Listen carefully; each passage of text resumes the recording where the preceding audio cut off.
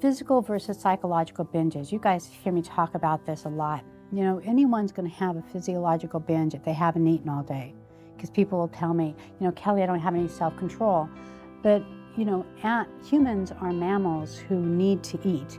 And so when we eat, remember, we have our stomach, like this is your stomach, and you fill it with food. And guess what's going to happen in 4 or 5 hours? That food's going to go away. It's going to empty, right?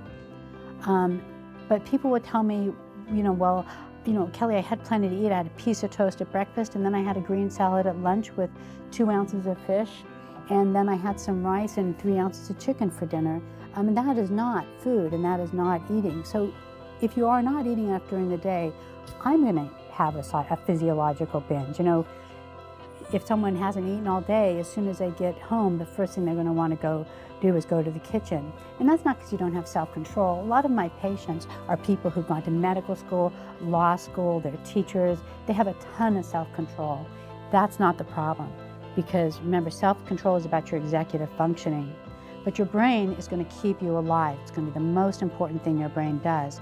So if you're starving yourself, and some people can do this for very long periods of time, eventually your old brain back here is going to take over and make you eat.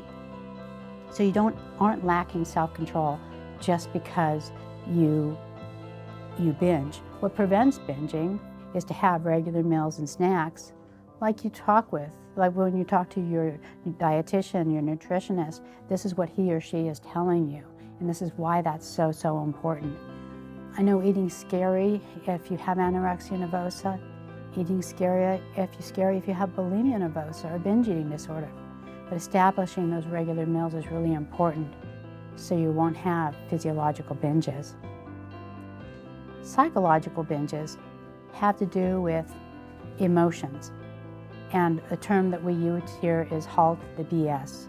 Hungry, angry, lonely, tired, bored, or shame.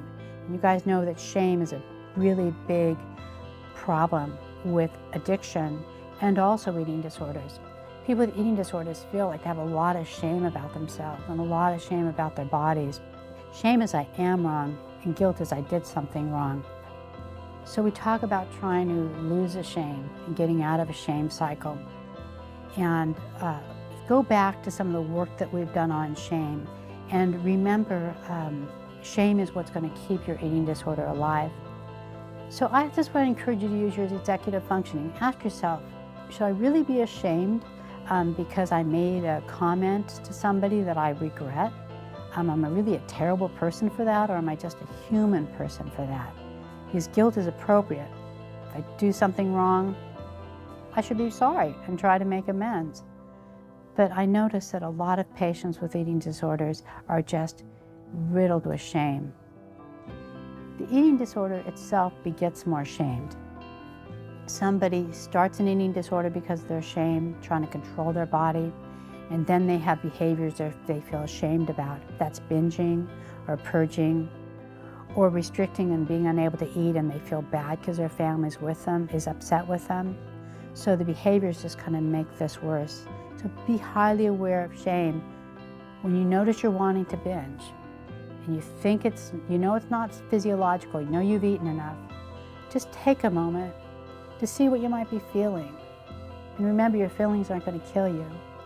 What's going to kill you is not noticing your feelings. So take the time to do that. You know, I have things that I say to myself when I'm scared or I'm feeling less than. And you know that I love Brene Brown's talk about shame, where she quotes The Man in the Arena by Teddy Roosevelt. It's not the critic who counts, not the man who points out how the strong man stumbled or the doer of deeds could have done them better.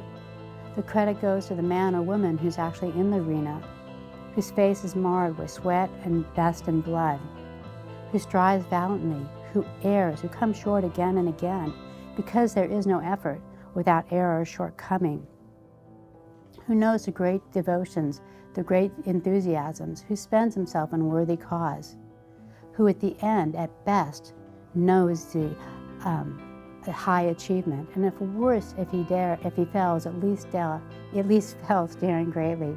So his place or her place shall never be with those cold and timid souls who never knew victory nor defeat. So keep fighting your eating disorder. Keep it up. You can do this. Don't lose faith in yourself. Please, I'll never lose faith in you. Keep coming back. Remember, like AA says in EDA, it works if you work it. Just keep doing the best you can. Some days are harder, some days feel worse, but a lot of other days are better. So hang in there. We love you here at Mind Over Body. We're here for you. Give a call if you're struggling. Ciao.